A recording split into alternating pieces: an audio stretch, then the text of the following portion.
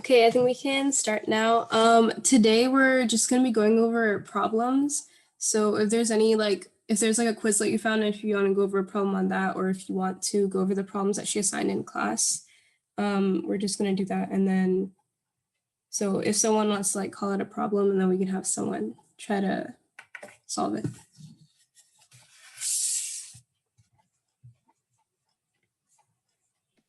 Can we do question number 21 on homework 2?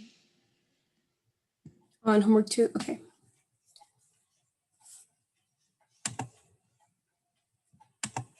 And before that, I had a question. So how do you know whenever acceleration is, gravitational force, how do you know whenever that's -10 or +10? Well, you were right. It is acceleration. The gravitational constant, the gravitational force is based on mass, and we haven't learned that yet. So it is acceleration. Okay. I'm generally, if an object is traveling up, but it's being affected by gravity, then it would be -10 because it's slowing down. You just kind of visualize it in your head. So if it's going up, then gravity is slowing it down. So the acceleration is -10, and then if it's coming down, then it's speeding up. So it would be +10. Okay, thank you. Was it number 21? Yeah, 21.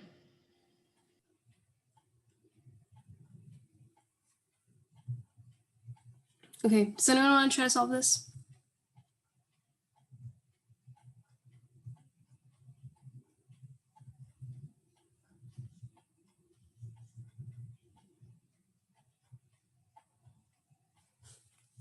Okay, I'll solve it. Is this the ones that she assigned this time, or did we do this last time? In the last homework assignment?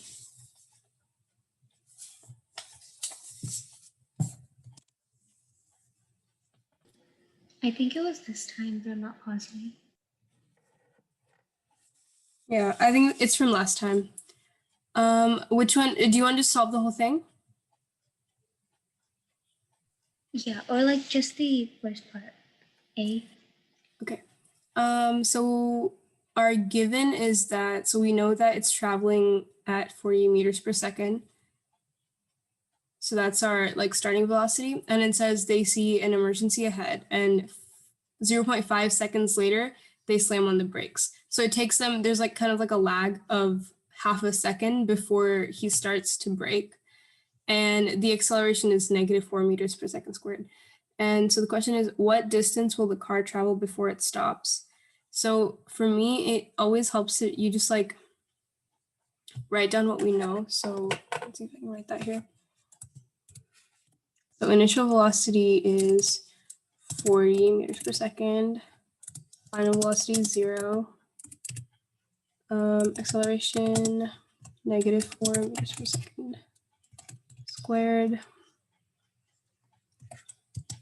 And the time, we know, okay, so the time is, we don't actually know it, but whatever it is, we have to add 0.5 seconds to it because there was a lag. Oh, I think I put +4 last time. Maybe that's why I got it wrong. Okay, yeah, that might be why, because it's slowing down, so it would be negative.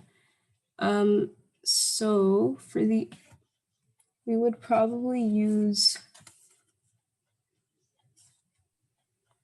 X equals ut plus half ut squared. I was going to say v squared equals u squared plus 2ax. Oh, okay. Because we don't know t. Oh, okay, I understand. But we're trying to find distance, right? Yeah. There's several ways you could do this. I'm sure you could use that equation as well if you wanted to. So do you want to walk us through what you did? And then we can do it with the equation that I said. Well, I didn't really finish it. I was kind of confused. Then I just stopped midway. Okay, cool. So we're gonna, okay, let's try to solve it with the v squared equals u squared.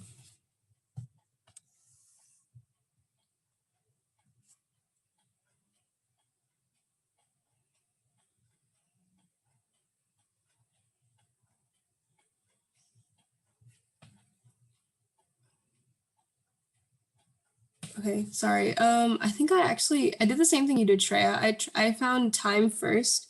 So I think question B is like the time, and yeah, so I got 10 seconds for time. I think I used the same equation that you did, the x equals ut plus 1/2 at squared. So if we get 10 seconds when we solve for time, and then we would add 0.5, and then we would get 10.5 seconds. And then you would then plug that into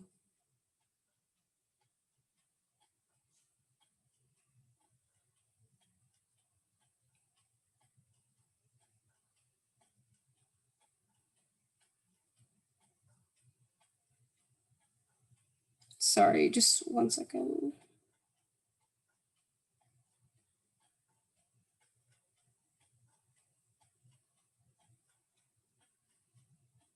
I'm sorry, I'm confused. Can someone else try to explain this problem?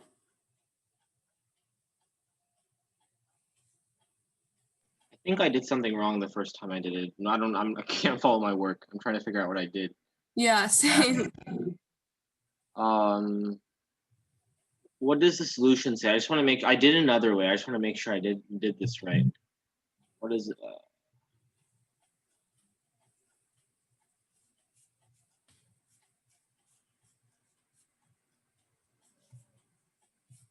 Wait, I'm going too hard. Okay.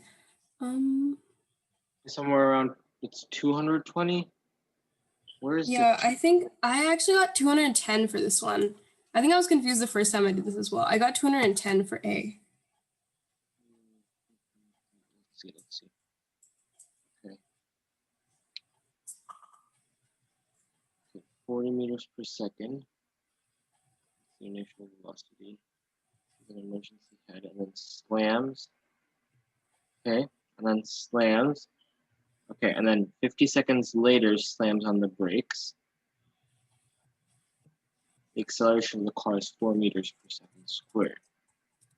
So if we use v squared equals u squared plus 2ax,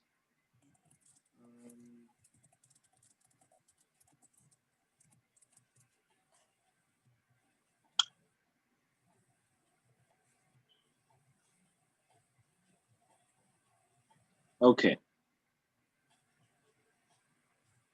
I see. Okay. All right, so I think you kind of have to think of it in two segments. That's how I did it the first time. So I basically said it's traveling at 40 meters per second, right? And then there's an emergency head. He sees that, and then half a second later, slams on the brakes. Okay, so during that time, right? During that time from half a second. I see. It's still traveling. That's 20 seconds, or I mean 20 meters, right? Yeah.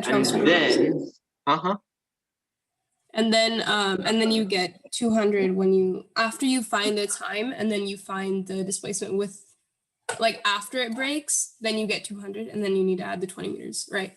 So that's how you get 220. Does that make sense? So where's the two? Where did the 200 Can you come from? explain what equations you used? I'm slightly confused. Right. Okay. I'm trying to figure out my work from last time. I didn't write this very clearly. So I found time first using v equals u plus at. So I plugged up, so we know that final velocity is 0, we know initial velocity is 40, we know acceleration is -4, and then using those, I plugged it into v equals u plus at, and I got time equals 10. And so the time is 10 only after he brakes. And then we need to add the, so first we find the distance traveled with the 10, with the 10 seconds that we just found.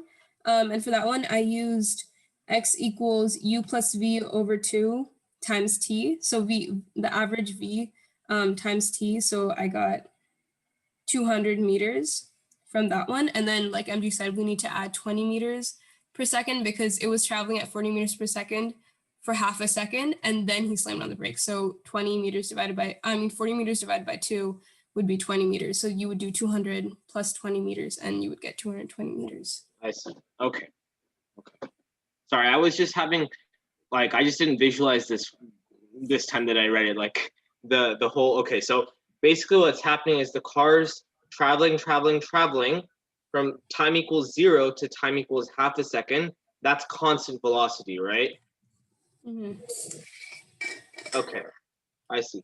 So because it's constant velocity there, you can just say, okay, 40 meters, half a second means that's 20 meters traveled there.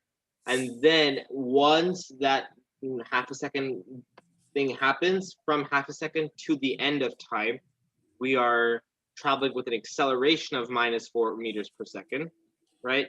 So then you could, I mean, I think I use the v squared equals u squared plus 2ax. That would work as well, I think. Yeah, I mean, for Uh-huh. okay, why is it echoing? For almost all of these, there are so many different, like you can use several different equations and get the same answer. So it's just whichever one you feel most comfortable with. Okay, so we said that t was 10 seconds for all of this, including like after he slams the brakes. So t is 10 seconds after he slams the brakes. After he starts braking the car, then it takes 10 seconds for him to stop. That's not including the 0.5 seconds at the beginning. Oh, okay. I think I was visualizing this wrong. I think I was thinking that the car was first traveling for like some amount of time, and then he slams the brakes for 0.5 seconds, and then the car just stops. Yeah. I think I Yeah. was just visualizing it wrong. Yeah, it was a confusing one. This one was really confusing. It confused me the first time too. So like MD said, there's two segments. So first the car is traveling for 0.5 seconds, and then it's braking for 10 seconds. Okay, cool. And also, yeah. I had a question about 22C. Why is it negative and not positive?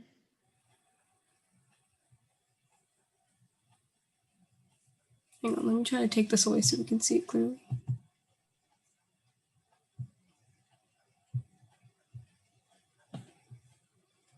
So it says the figure shows the displacement versus time of an object moving in a straight line. 4 points on the graph have been selected. And 22C, you were saying?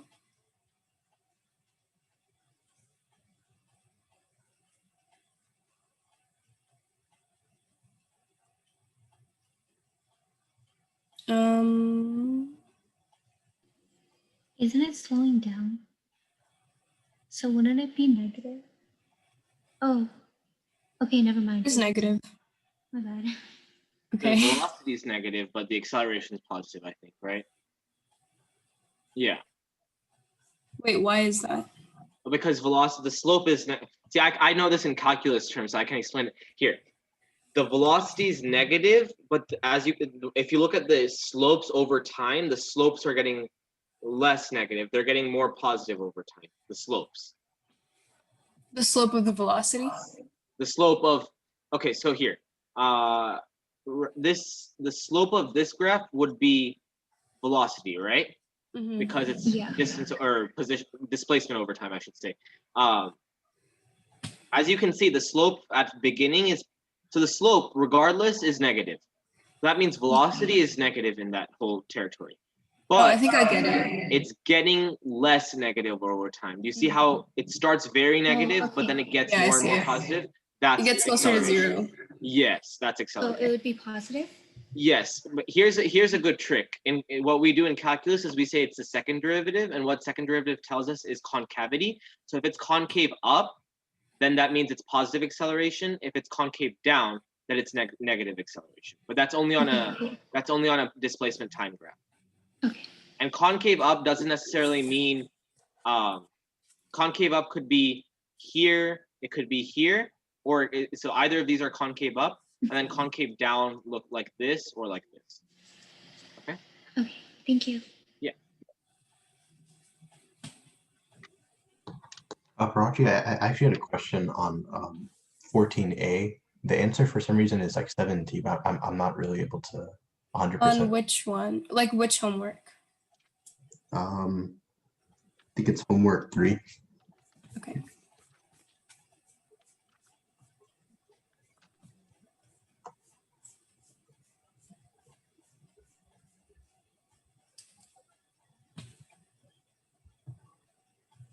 Okay. A rocket accelerates vertically upwards from rest with a constant acceleration of 4 meters per second squared. The fuel lasts for 5 seconds. And you said 14C? It was for 14A, the maximum height. The maximum height achieved by this rocket. So let's write out what we know first.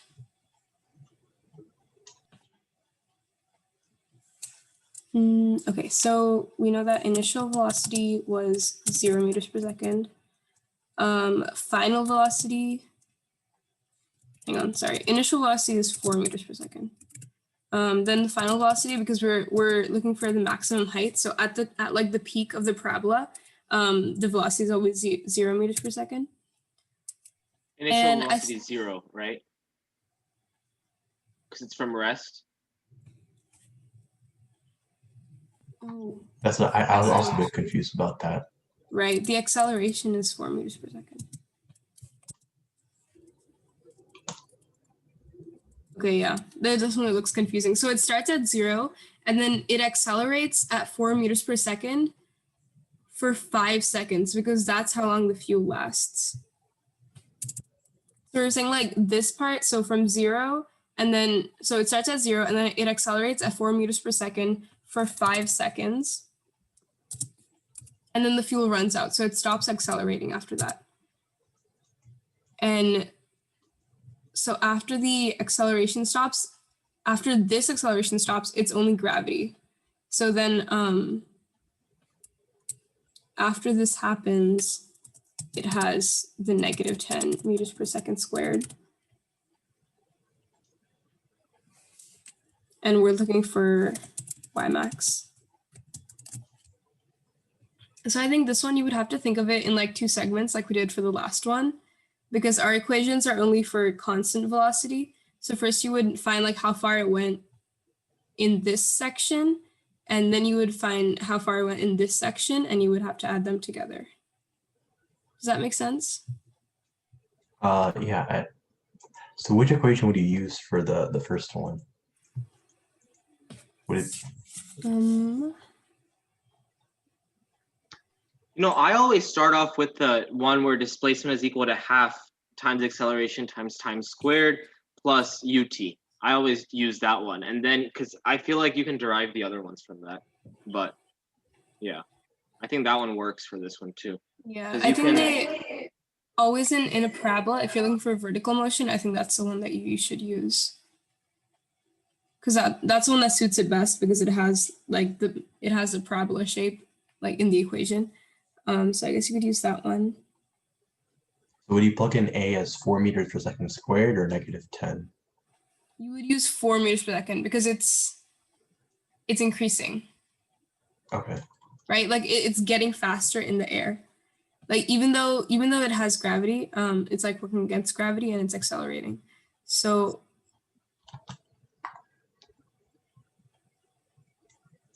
Okay, I think I tried this tomorrow. I don't have my work in front of me, so let me just try it again with this, and then I'll see if it works. all right. But thanks for I'll helping. solve it too.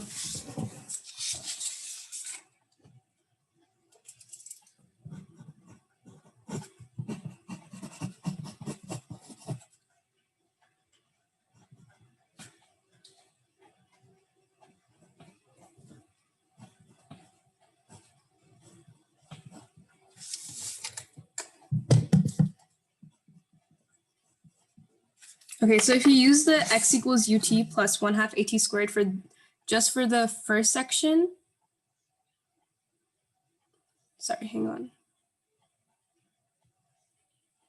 Okay, so just for the first section, I got it travels 50 meters. Is that what you got as well? Yes. Yeah, I got that as well. Okay, so after this, you would get, or I guess it would be y equals 50 meters. And then after that, then we would do another equation, but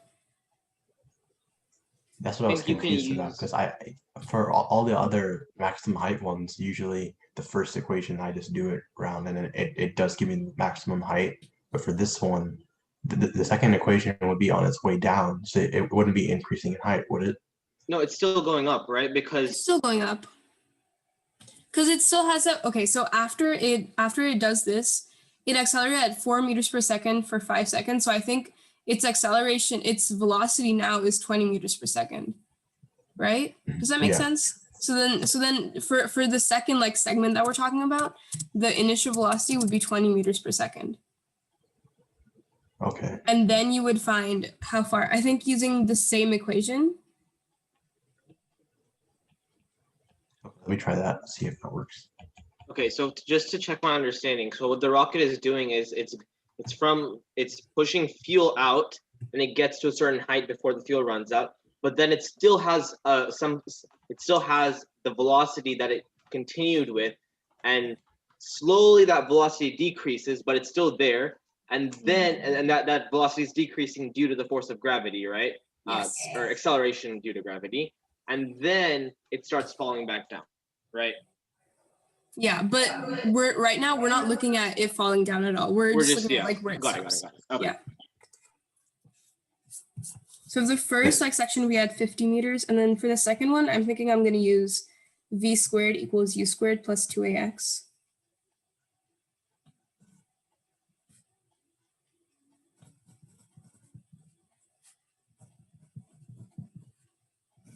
Would the final velocity then be 0, I'm guessing, right? Yeah, the final velocity is always 0 if you're looking for a maximum height, because it always pauses for just a second at the very top.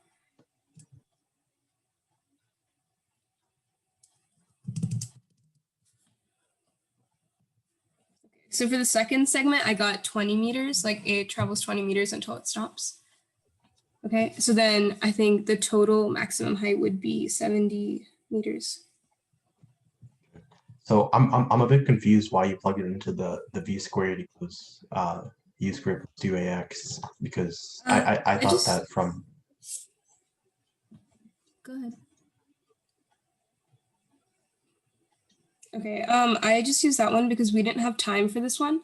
So I didn't want to plug it into the x equals ut plus 1/2 at squared because we don't have the time for the second segment. But we have final velocity, initial velocity, and acceleration, and we need to find x. So I just thought the v squared equals u squared plus 2ax was the easiest one because that gives you the answer without any extra steps. Right, but so if the gravity is acting on it from at least my understanding of the problem, wouldn't the rocket be going down, right? So then why would we want to calculate that? Okay, because for the first 5 seconds, it's still being fueled, which means it's accelerating faster and faster. It's going faster up, which is confusing because we usually don't see something like that. Usually whenever something is going up, it's decelerating, but this one is different. This one is, it's getting faster and faster as it rises. And then once the fuel runs out, it stops accelerating, but it still has that velocity because by the time it's done accelerating, it's going at 20 meters per second.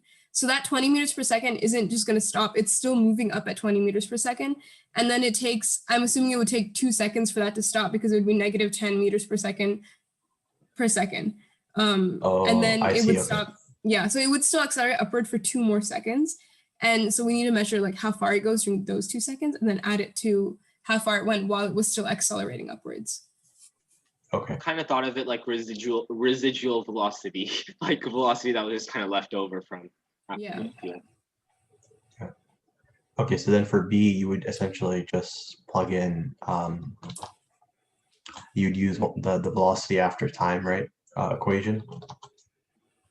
Yeah, so yeah, for part B, you're just measuring.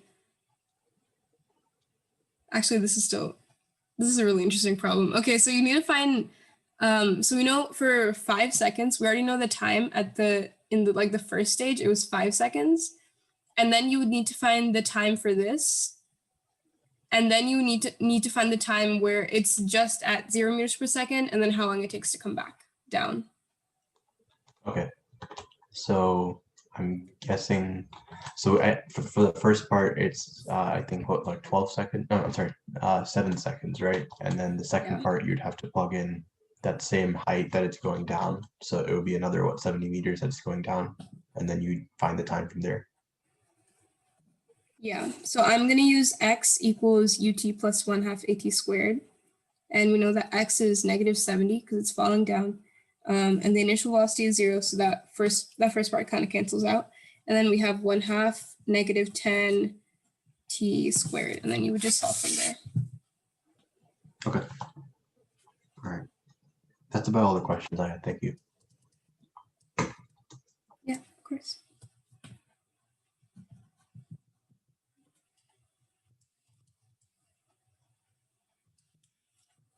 I think if you solve that out all the way for the second part, you would get time equals 3.7 seconds. And then you would add that to the initial 7, and then so your answer should be 10.7 seconds. Yeah, that's what I got. Okay, great. Thank you.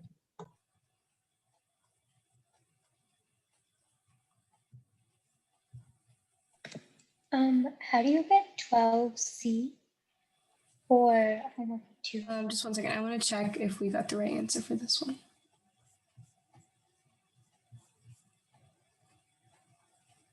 Right, okay. Well, 12C on which one? Homework 2.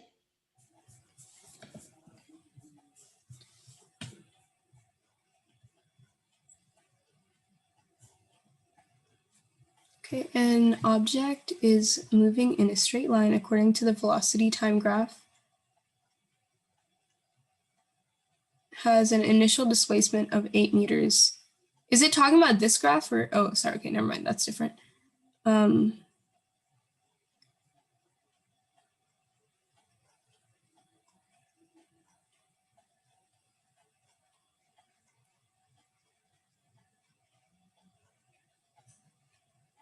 Wait, actually, is it referring to like a certain graph, or is it just on its own? It's the one below, I think, right? Yeah, it's the Yeah, one that below. one. Okay.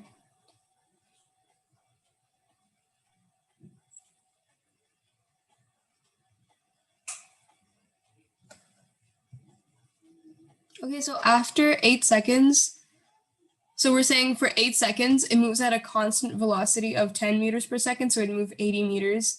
So after 8 seconds, it would be 88 meters. And then after 12 seconds, it actually goes backwards. It goes -5 for 4 seconds. So we would do 88 minus 20, and we would get 68 for part B. And then the average speed and average velocity. For average speed, you would do distance over time. So you would take 88 plus this 20 that's down here, and you would take, it would be 108 divided by 12 seconds. I think it's just 100, right? Because there was an initial displacement of 8. Right. So yeah, that makes sense. So it'd be 100 over 12 for the average speed. And then for the average velocity, it would be... Can you repeat why it's 100 again? Because we're talking about the average speed for this motion, so the motion that starts in the graph. But so if we did it including the initial displacement, it would be 80, it would be 108. But since we're not counting with the initial displacement was before the graph happened, so we're going to take out that 8. Wait, how are we getting 108? Okay, so you know how here up here in part A we found the displacement after 8 seconds? Did that make sense? Like you understood how we got that?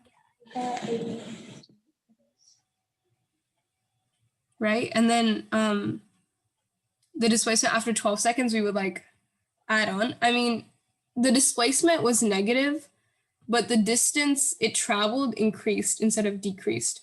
So if it traveled like 80 meters here, and then here it traveled 20 meters. So to find the total distance, it traveled 100 meters. But for displacement, it would be 60 meters because you would subtract it. I'm still confused on how you got 20 for the bottom.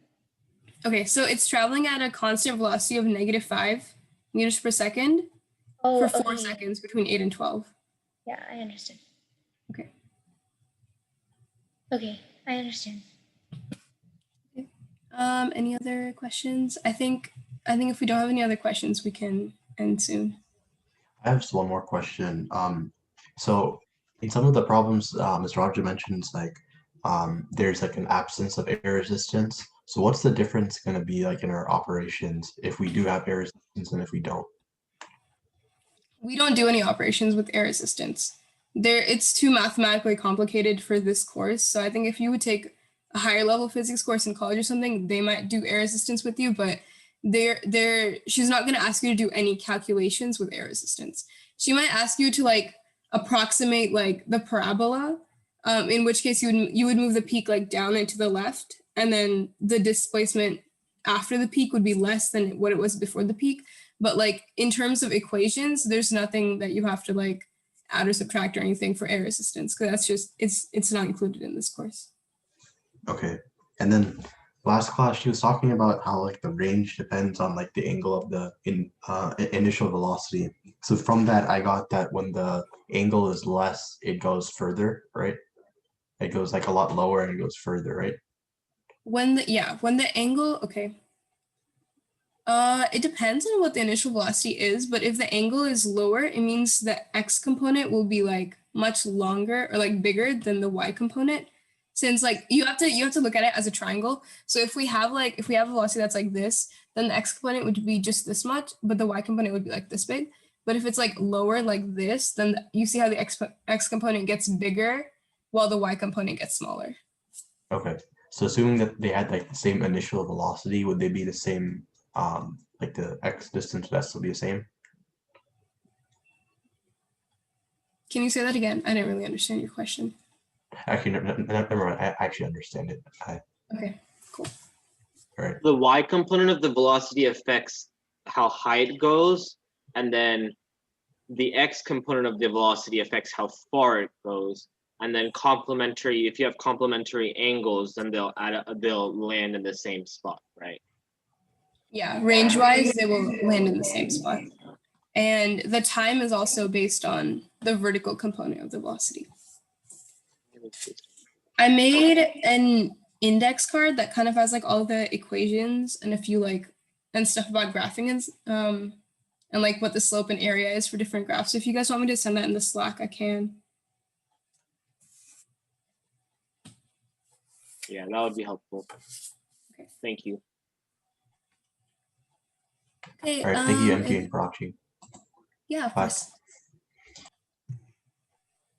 Thank Okay, you. I think we're pretty much done for today. You're welcome. We'll upload the video onto YouTube. So make sure you go check that out if you have any questions about like what we just did, or if you were confused but didn't get to ask something. And I think you can also follow us on Instagram. I'm not sure what the handle is. I think it's just Revise Now Education. Yeah, on Instagram. Okay. Yeah, that's pretty much it for today. Thanks for coming, guys.